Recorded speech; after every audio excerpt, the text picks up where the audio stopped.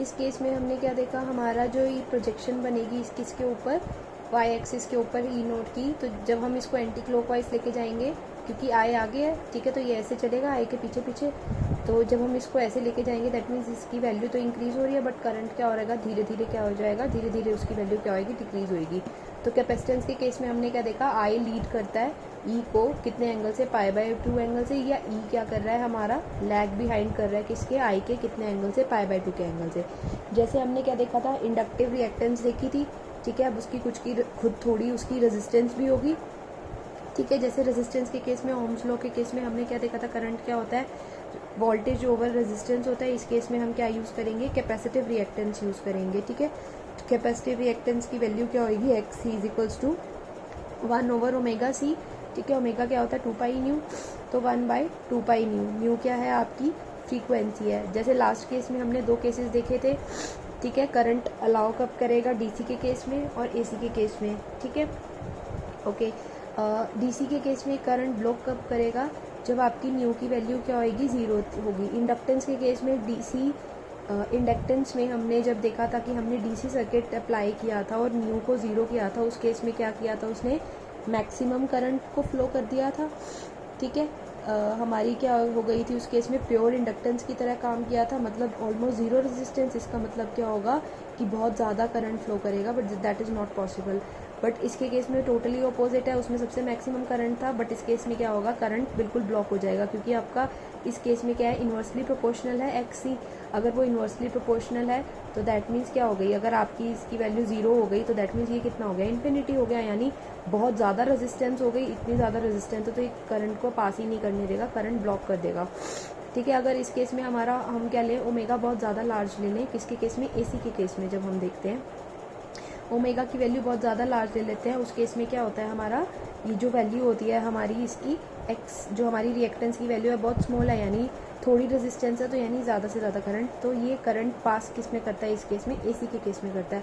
But उस case में क्या कर रहा था, इंडक्टेंस के केस में ये जो एसी का केस हमने लिया था उसमें वो क्या कर रहा था, करंट को ब्लॉक कर रहा था, पास नहीं होने दे रहा था। बट इस केस में एसी में है, ये क्या करेगा, करंट को पास होने देगा। ऐसे ही एक्सी की यूनिट हमने लास्ट देखी कितनी होगी, हमारी ओम होगी। तो अब हमने क्या देखा, इंडक्टर और कैपेसिटर के बीच में डिफरेंस। इंडक्टर के केस में तो डीसी अलाउ करता है और एसी ब्लॉक करता है, बट कैपेसिटर के केस में हमारा क्या करता है, डीसी तो ब्लॉक कर देगा और एसी क्या कर देगा, इसको अलाउड कर देगा। ये कुछ पॉइंट्स है, this you have to remember. Next is your AC circuit containing resistance, inductance and capacitance. अगर एक ही सर्किट में हमारी ये तीनों चीज़ें इंक्लूड हो, उस केस में हमारा सर्किट किस तरह से बिहेव करेगा, हम इसको फाइंड आउट करेंगे, ठीक है। सबसे पहले हमने क्या देखा कि हमारा ये सर्किट था, इसमें क्या है, रेजिस्टेंस है, इंडक्टेंस और कैपेसिटर तीनों लगे हुए हैं। अब हमें पता है कि रेजिस्टेंस क्या करता है, इन दो आई और वी के बीच में ओमेगा टी हमने कितना देखा था, एंगल कितना था हमारा, 0 था, ठीक है। That means they are parallel to each other. Inductance के केस में हमारा क्या करेगा, आई लैग बिहाइंड करेगा वी के, या वी लीड करेगा, यानी वी आगे होगा, ठीक है। इस केस में क्या है हमारा, अगर हमने इसको ऐसे ड्रॉ किया, ठीक है, इस केस में क्या जाएगा, हमारा आई आगे है और वी पीछे है, ठीक है, यानी वी इसके पीछे होगा। इस केस में क्या है हमारा, वी आगे है और आई पीछे है, ठीक है। ये क्या है, एंटी क्लॉकवाइज मूव कर रहा है इस केस में। अब ये सब हमने देख ली, ठीक है। तो रेजिस्टेंस के केस में हमने वोल्टेज कितनी देखी थी, कितनी थी, जो हमारी maximum voltage V R is equals to I naught R होगी, क्योंकि इस केस में क्या है, दोनों पैरेलल हैं, दैट मीन्स ओम्स लॉ को फॉलो करेंगे, ठीक है। नेक्स्ट केस में हमने क्या देखा था, इंडक्टेंस के केस में कितनी देखी थी, V is equals to I naught. Reactance उसमें क्या, इंडक्टिव रिएक्टेंस देखी थी, ठीक है। तो इस केस में तो सिंपल रेजिस्टेंस थी, इस केस में क्या है, इंडक्टिव हो जाएगी हमारी। और ऐसे ही जब हमने मैक्सिमम वोल्टेज कितनी होएगी, वी सी। कैपेसिटेंस के केस में क्या है हमारा, हमने क्या देखा था, एक्स सी लिया था, ठीक है। तो ये क्या है, हमारे डायग्राम है, ठीक है, जो शो कर रहा है तीनों को। ये कौन सा केस लिया हमने, ओ के वाला कौन सा केस लेके चले हमारा, जब ये दोनों क्या है, पैरेलल है, ठीक है। और ओ बी कब लिया हमने, ये वाला केस था ना हमारा, ठीक है। ये क्या वैल्यू देता है हमारी, वी एल की वैल्यू देगा यहाँ से, वी, इसका मतलब क्या हो गया हमारा, वी क्या है, आगे है किससे, आई करंट से। नेक्स्ट इज हमारा ओ सी, ये क्या वैल्यू देगा, वी सी की वैल्यू देगा, ठीक है। हमने इस केस में क्या देखा था, हमारा वो वी क्या है, लैग बिहाइंड करेगा किसके, आई के, ये आई की वैल्यू हमने इस केस में यहाँ ले ली, ठीक है। ये हमने क्या ले लिया, कॉमन आई नोड ले लिया, ये भी आई है, ये भी आई है, ये भी आई है, इसलिए हमने आई को यहाँ रखा और इसके विद रिस्पेक्ट में डिफरेंट वैल्यूज़ को ड्रॉ कर लिया, ठीक है। आई इधर है, ई भी क्या हो जाएगा हमारा, इसी सेम डायरेक्शन में जाएगा जिस डायरेक्शन में हमारा आई है, क्योंकि इसके बीच में एंगल क्या है, 0 है। ऐसे ही हम क्या कर लेंगे, बाकियों का भी देख लेंगे। तो ये कितना हो गया, VC हो गया, ये कितना हो गया हमारा, VL हो गया, ठीक है। अब हमें क्या करना है, यहाँ से ओके की वैल्यू फाइंड आउट करनी है। ये कितना है हमारा VR, हमने देखा, ये कितना है VC और ये कितना है VL है, ठीक है। तो अब इसमें वैल्यू क्या हो जाएगी, यहाँ से OA प्लस AK हो जाएगी हमारी यहाँ से वैल्यू, ठीक है। अब यहाँ पे देखो ओके की वैल्यू क्या होगी, under the root OA square plus OB square, ठीक है। हमारा OA square plus OB square, हमने क्या ले लिया, इसका रिजल्टेंट ले लिया, वेक्टर्स, क्योंकि दोनों वेक्टर्स शो कर रहे हैं ना। तो अब हम क्या करेंगे, इसकी वैल्यू को फाइंड आउट करेंगे। तो OB की वैल्यू कितनी हो जाएगी, ये पूरी वैल्यू जब हम फाइंड आउट करेंगे तो ये कितनी हो जाएगी हमारी, यहाँ से VL माइनस VC हो जाएगी ना पूरी, माइनस दिस कर देंगे हम यहाँ से, तो हमारे क्या हो जाएगी, हमें ये वैल्यू फाइंड आउट हो जाएगी हमारी, ठीक है। तो इस केस में हमने क्या किया, VR हो गया हमारा, VR कितना था हमारा OA, ठीक है। इसको हमने कितना लिख दिया, VR लिख दिया। जब हमने बट इसको क्या करना है, अब हमने VL, ठीक है, जो हमारी ये पूरी वैल्यू थी, और जब हम इसके अंदर से VC को माइनस कर देंगे यहाँ से, ठीक है, तो कितना आ जाएगा हमारे पास, OB डैश आ जाएगा यहाँ से। तो हमने क्या किया, अब हमने VR, VL और VC की वैल्यू फाइंड आउट की थी, ये थी हमारी, ठीक है। तो हम क्या करेंगे, इसमें पुट कर देंगे इसको, तो यहाँ से हमारी क्या हो जाएगी, E नोट की वैल्यू दे देगा। और ओके क्या है हमारा, E नोट है ना, हमने ये देखा यहाँ से, एक तो करंट था, एक आई था, एक एंगल क्या था हमारा, फाई एंगल बना रहा था, ठीक है। I is equals to I naught sine omega T.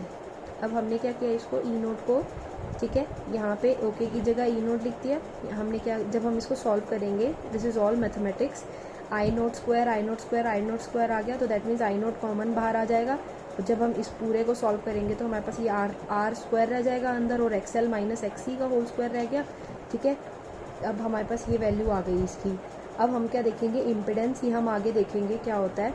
Impedance क्या होता है, जब इनकी वजह से R, L और C की वजह से जो हमारी टोटल रेजिस्टेंस होती है, ठीक है, इफेक्टिव रेजिस्टेंस इसलिए बोला कि ये तीनों की वजह से जो हमारी रेजिस्टेंस लगेगी उसको क्या कहेंगे हम, इम्पिडेंस, ठीक है। उसकी वैल्यू क्या होती है, E नोट बाय आई नोट, यानी इसको जब हम आई नोट से डिवाइड करेंगे तो आई नोट से आई नोट कैंसिल हो जाएगा, तो इम्पिडेंस की वैल्यू क्या हो जाएगी, ये, this is you have to remember, ठीक है। अब हम क्या निकालेंगे, यहाँ से टेंजेंट का फॉर्मूला निकालेंगे, टेंजेंट फाई निकालेंगे। टेंजेंट फाई कितना हो जाएगा, AK बाय OA हो जाएगा यहाँ से। ये क्या है, हमने एंगल कितना लिया, यहाँ से फाई एंगल लिया, तो ये कितना हो जाएगा, AK, हमें पता है टेंजेंट कितना होता है, परपेंडिकुलर बाय बेस होता है, ये परपेंडिकुलर हो गया, ये बेस हो गया, ठीक है। तो अब वैल्यूज़ हमें पता है कितनी हो जाएगी, A और K की वैल्यू किसके इक्वल है, OB डैश के इक्वल है, that means VL minus VC over VR हो गया यहाँ से, ठीक है। और इसकी वैल्यूज़ रख देंगे, तीनों की वैल्यूज़ रख देंगे, तो हमारी क्या आ जाएगी, टेंजेंट फाई की वैल्यू भी आ जाएगी, this is you have to remember it, ठीक है। Next is your some few points. अब हमने क्या देखा, E की वैल्यू क्या आती है हमारी, E note sine omega T plus five, ठीक है। क्योंकि हमने क्या देखा कि E नोट क्या है, इस डायग्राम से आप लोग देखो, इस डायग्राम से क्या देख रहे हो कि ये तो कितना था आपका आई नोट है, ये कितना है E नोट है, तो E नोट क्या है, sign omega T plus five angle कुछ आगे जा रहा है आपका, ठीक है। ये कुछ फाइव एंगल से लीड कर दिया इसने। अब जब हमारा इंडक्टिव रिएक्टेंस और कैपेसिटिव रिएक्टेंस दोनों की वैल्यू क्या हो जाएगी, सेम हो जाएगी, ठीक है। उस केस में हम क्या देखेंगे, ये हमारे जो फॉर्मूलाज हैं, इस केस में है जब हम वैल्यूज़ को पुट करेंगे। अब हमने इस केस में क्या किया, इन दोनों को इक्वल पुट कर दिया, दैट मीन्स ये वैल्यू क्या आ गई हमारी, 0 आ गई। तो इस केस में क्या हो जाएगा, हमारा सिर्फ R आ जाएगा, इम्पिडेंस R आ जाएगा। और जब हम ऐसे ही टेंजेंट फाई निकालेंगे, ये दोनों इक्वल होंगे, तो दैट मीन्स 0, टेंजेंट 0 हो गया हमारा। यहाँ से 0 किस पे होता है हमारा, जब एंगल 0 होता है, ठीक है। तो AC सर्किट किसकी तरह काम करता है, उस केस में नॉन इंडक्टिव की तरह काम करता है। ऐसे ही जब हमारा XL यानी इंडक्टिव की ज़्यादा है, किससे, कैपेसिटिव की ज़्यादा है, तो उस केस में टेंजेंट फाई क्या हो जाएगा हमारा, पॉजिटिव हो जाएगा, ठीक है। तो इस केस में अब क्या हो जाएगा, हमारी वोल्टेज क्या करेगी, लीड करेगी करंट को, क्योंकि ये ज़्यादा है ना वैल्यू, हमने क्या देखा था, उस केस में वोल्टेज क्या करती है, लीड करती है करंट को, ठीक है। तो AC इंडक्टेंस डोमिनेट हो जाएगा इस सर्किट में। अब जब हमारा XC ज़्यादा है, यानी हमारा कैपेसिटिव ज़्यादा है, तो यानी इस केस में डोमिनेटिव कौन होना चाहिए, कैपेसिटेंस होना चाहिए। बट टेंजेंट फाई की वैल्यू क्या आएगी इस केस में हमारी नेगेटिव आएगी। और हमें पता है अगर एक्स सी ज़्यादा है, ये डोमिनेट कर रहा है, तो उस केस में हमारा क्या होगा, करंट लीड करेगा कितने एंगल से, फाई एंगल से। तो this is all about your AC circuit containing resistance, inductance and capacitance.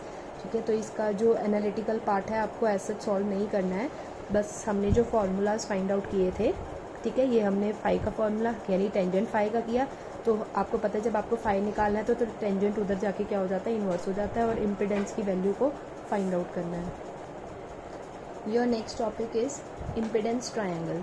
ठीक है, अब इम्पिडेंस ट्रायंगल क्या होती है हमारी, सबसे पहले हमें पता है कि इसमें क्या होती है, हमारा आर भी होगा, XL भी होगा और C भी होगा। ठीक है, XL माइनस XC, इस केस में हमने क्या लिया कि इंडक्टेंस किसकी ज़्यादा है, हमारी रिएक्टेंस किसकी ज़्यादा है, इंडक्टेंस की ज़्यादा है, और ये किसकी ज़्यादा है, कैपेसिटेंस की ज़्यादा है। ठीक है, तो हम क्या करेंगे, तीन अलग अलग जो हमारे फार्मूलाज, मतलब तीन अलग अलग हमारी टर्म्स हैं, उनको डिफ्रेंशिएट करेंगे, और उसके विद रिस्पेक्ट में हम क्या देखेंगे, हमारी ट्रायंगल, इम्पिडेंस ट्रायंगल क्या कहती है। ठीक है, सबसे पहले हमने क्या देखा सिंपली, ठीक है, OA, लास्ट डायग्राम में हमने क्या देखा था, OA किसको रिप्रेजेंट कर रही है, R को कर रही है, बट हमने क्या देखा था, एक तरफ हमारा कितना जा रहा था, XL जा रहा था, दूसरी तरफ क्या जा रहा था, XC जा रहा था। ठीक है, तो हमने क्या एज्यूम करके मान चले थे, XL ज़्यादा है XC से, तो उसका जो हमने क्या निकाला था, रिजल्टेंट निकाला था, XL की डायरेक्शन में निकाला था, OB डैश अगर याद हो तो, और उसकी वैल्यू हमने रिजल्टेंट की क्या लिखी थी, XL माइनस XC।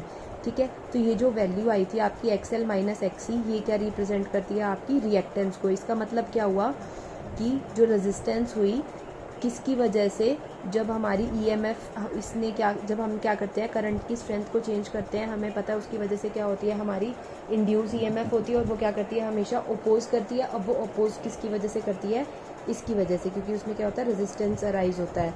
ठीक है, तो उस टर्म को हम क्या कहते हैं, रिएक्टेंस कहते हैं, जिसमें X प्रेजेंट हो। तो X रिएक्टेंस किस में है, L में है, और X C में है। तो ये तो क्या हो गई आपकी रिएक्टेंस।